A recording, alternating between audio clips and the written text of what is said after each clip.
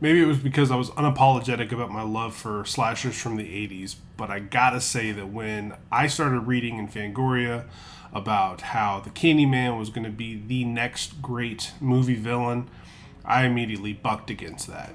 I mean, I didn't like Hulk Hogan. I preferred Randy Savage. Whatever the popular road was to travel, I'd often swerve off the road and into the woods to find my own path. Because of that, I stayed away from this one for a long time. And then one day I was at my friend's house, he was watching it, and I kind of got drawn into trying to understand the story of it. The question is, though, as it always is here at Aging Gracefully, is this early 90s fright fest we know as the Candyman still sweet, or has it grown bitter over time?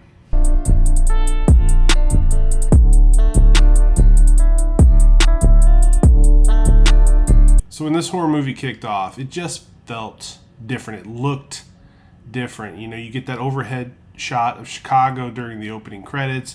The colors just sort of popped a little bit. It was very crisp. And starting a movie with a strong voiceover, like what Tony Todd gave us, is more than enough to hook you, so to speak. The remark he makes about what is blood if not for shedding, it was simple, but God, it gripped you. It was very effective. And then we see Helen, played by Virginia Madsen, who's always good in everything she does. In my opinion, she's interviewing a woman who is telling the story of a young babysitter who one night she finally gets this baby down for sleep, and then she invites a boy over. And obviously we know what both parties are planning on doing, but they find themselves in a bathroom, and she's telling him the story of Candyman and how if you look in a mirror and you say his name 5 times, he appears behind you. Why anybody would ever want to test that theory, I don't understand.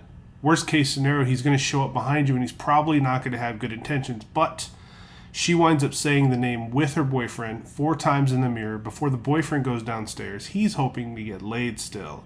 She stays in the bathroom, looks in the mirror, and just says it one more time.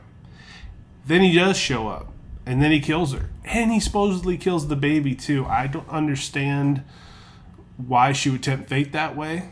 Or at least that's how the story goes. This felt like one of those stories that every time somebody tells it, they add a little piece to it. And that's certainly how Helen, Virginia Madsen's character, seems to take it when she's listening to it. But her husband runs or teaches a class at the University of Illinois about urban folklore. And they're doing a study on urban legends.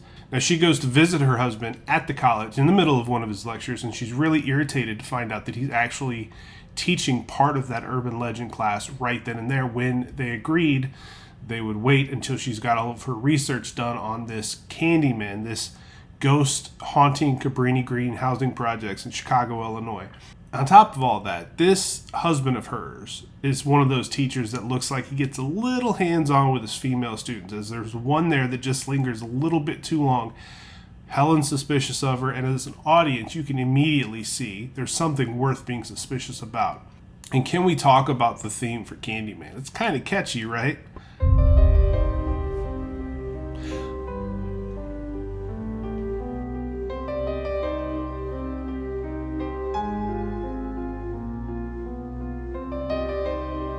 Now, see, I don't know if I can play that on YouTube without getting banned, but we can give it a shot, right? So Bernadette is Helen's sidekick in this movie, and she's pretty good here. She's an enjoyable character, and they have good chemistry, and they make a good team, and they're investigating different angles into this story. They find themselves in a bathroom, and they find themselves tempting fate by saying Candyman's name into the mirror. They get to 4. Both of them get to 4. Helen says it a 5th time. Bernadette does not. Now, nothing happens right away when they do this, but it's effective because you're just waiting. You're waiting for something to come of what Helen just did. It doesn't come right away, but when it shows up with a bloody vengeance. Then our pair, our team, decide to make the wonderful decision to travel to the Cabrini Green housing projects in Chicago in search of more answers regarding a murder that took place there that all the locals are saying has to do with the Candyman. From the moment they step out of the car, though, it looks like a bad idea. It's just got bad news written all over it. They wind up making it through a crowd of young men that are harassing them, and they get to the apartment of this dead woman so they can start taking pictures. They also wind up meeting Anne Marie, who's the next door neighbor of this deceased woman, and she sheds a little bit more light on the things that happen around there and the Candyman myth, on top of introducing the pair to her beautiful baby boy Anthony, who she's very proud of and very rightfully so protective over, considering where she lives and everything going on around her. Now, one of the staples of horror movies is people that do things that don't make a ton of sense. For example, Helen decides to go back to the Cabrini Green projects by herself this time because she has more pictures today. She ran out of film the first time. Bernadette would not come back with her, and she decides to venture over there by her lonesome. Now, she takes the pictures. She meets a little boy who decides to elaborate on a story that he believes involves the Candyman, involving a local bathroom close by. When she goes in it, she inspects everything. It's super gross. And then a guy walks in with a hook. It's not the Candyman, but rather it's a gang leader using the moniker of Candyman to further instill fear in the residents at Cabrini Green and have a better hold of the crime in that area. He attacks Helen, and because of this, now Helen has a pretty gnarly looking eye over this, and there's probably a hell of a lot worse that could have happened to her. But she winds up putting the guy in jail. She picks him out of a lineup, and she really starts to think, because of this run-in, the Candyman isn't real. It's just this creep who's deciding to use this old urban legend to instill fear in people. And it makes a lot of sense. And she explains this to the little boy who is terrified of the Candyman. She tells him, you don't have anything to worry about. It's not real.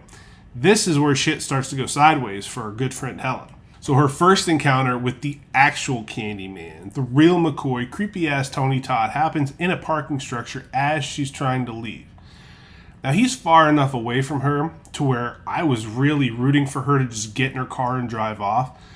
But it's like he hypnotizes her. Like he talks to her and she can't break her stare from him. And truthfully, it's his voice that makes his character. I mean, the overall look of him is really cool as well. But Helen sees him, sees that nasty, bloody hook poking out of his arm, hears what he's saying, but she just can't move. She's in a trance. And then the Candyman tells her telling people that he isn't real causes them to lose fear in him, thus causes him to have less power. Sort of like the whole Freddy Krueger vibe. If they don't believe in him, he's nothing. But when they fear him, he is everywhere. He is everything. And because Helen did this, he has to shed innocent blood. Now, gang, buckle in, because the next few scenes are crazy. The next one's intense, and she being Helen, wakes up in a random bathroom. She's covered in blood, and there is a hysterical woman screaming just outside the door. This ends up being the home of Anne Marie, and when Helen walks outside, she sees that Anne Marie's big protective dog that she's had, he has his head chopped off with a meat cleaver. Now, Helen picks this up, feeling like she's got to defend herself against somebody. I mean, there is a decapitated dog right there, and there is a woman screaming. This is not a scenario you want to find yourself in. But the baby's missing. Anne Marie's baby, Anthony, is gone. And Anne Marie sees Helen. There's no reason for Helen to be there, so she assumes the worst. Attacks Helen. Helen, in defense of herself, takes the cleaver that she picked up and cuts Anne Marie in the arm. And as she does so, the cops just happen to roll in. So guess who catches the blame? The next portion of the movie from here on out involves the Candyman popping in and out of Helen's life, leaving dead bodies in a way that points to her being the culprit. And sadly, very sadly, because I like this character, this all includes her friend Bernadette, who comes over to check on Helen. But unfortunately, she checks on Helen while Helen is having another encounter with the Candyman. And all this really confused me because why not just kill Helen? Like, this guy doesn't seem like a guy who minces words or wastes time. Why not just take care of her and get it over with? I mean, it's just a heavy thing to watch because he's playing games and her whole world is completely falling down around her. Helen actually winds up summoning the Candyman while she's in with the facilitator of the psych ward where she's been held for apparently the last month. I mean, she doesn't know it, but she's been there for a month or more. And she looks in the mirror and says Candyman 5 times. I don't really know why she does that, but it leads to this wraith showing up and acing this doctor, just gutting him. And I had to ask myself, what exactly is the Candyman? Is he a ghost? Is he a demon? I'm not really sure how that works. But this death is set up to point to Helen as well, and she takes the opportunity to bail, cleverly escaping the facility disguised as a nurse. Now, the only place she has to go is back to her house.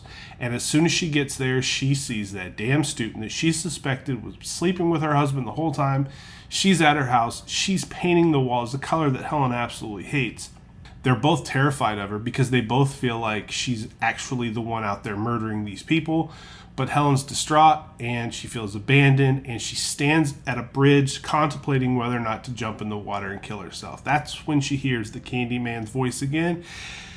And it becomes a little more clear to us here that the Candyman hasn't killed her because he wants her to surrender herself to him freely. The horny little bastard that he is. And he's also using this little baby that he kidnapped as bait to get Helen out there to him. So, I mean, I guess I kind of get it, but I don't kind of get it. I'm still, a little perplexed all these years later. But with literally nothing left to lose, Helen decides to go back to Cabrini Green one more time in hopes of facing this tormentor of hers and getting that baby back to his mother. Now, the ending is good, and I thought that one day I would kind of figure out things a little bit better. I think I understand it a little better than I did when I was like 12, but at the same time, it's just, because is he a ghost? Because if he's a ghost, how does he get burned up at the end? Anybody out there who watches this and who understands the movie, please smarten me up. And I guess I could probably go read a thesis about it that's been written online somewhere, but I don't want to do all that. Just give me the Cliff Notes version of it. Now, this movie is a 6.5 out of 10. I'll say it ages gracefully, and the only reason for that is because I'll watch it again. I thought, this is one of those movies that I think if I check back in a year, the score's probably going to be higher. I just didn't get the history here. And of course, Clive Barker wrote this story. That makes so much sense. And I didn't know that the first time I watched it because Clive Barker directed too, I believe, a lot of the Hellraiser stuff. And those are kind of lost on me too. I mean, we won't get into Hellraiser right now. It's a whole different animal. But Helen meant something to the Candyman, right? I mean, or was he obsessed with her just because he was pissed that she doubted his existence? I mean, I'm stumped. I'm super confused about the whole thing. But this score, however one may take it, is no reflection of Tony Todd's performance as Candyman. He is perfect here. The visuals work. He looked great. The gore from where that hook was protruding, the bees, the sheer brutality of when he attacks somebody. I mean, he doesn't just off somebody and disappear like a Jason Voorhees would. Like, Jason is brutal, but his goal is end someone's life, move on to the next person. Candyman here actually takes his time to split them from bow to stern. Yikes, baby. Ouch. Virginia Madsen is great here too. I mean, I think her and her brother are just tremendous in anything I've seen them in. They're just a really solid acting family over there. And this is a good horror movie. I mean, this is a solid horror watch. It's just there's probably about 200 horror movies I'd rather see. So I'll get to it again. I just don't know when I'll get to it again. And I was at least the baby lived at the end. That was my biggest concern the whole time, because the last trial or tribulation that not only Helen has to go through, but that poor baby, is brutal. And if I'm not mistaken, this baby as a grown-up plays a central role, or he's the central figure of the reboot or the requel or whatever they're calling it. Not sure we're going to get to that one, but that's the score for this one. I'm open to suggestion. I'm open to discussion. Should I watch the next two? I know Tony Todd's version's got 2 sequels that I guarantee I've never seen, because I don't think Virginia Madsen's in either one of them.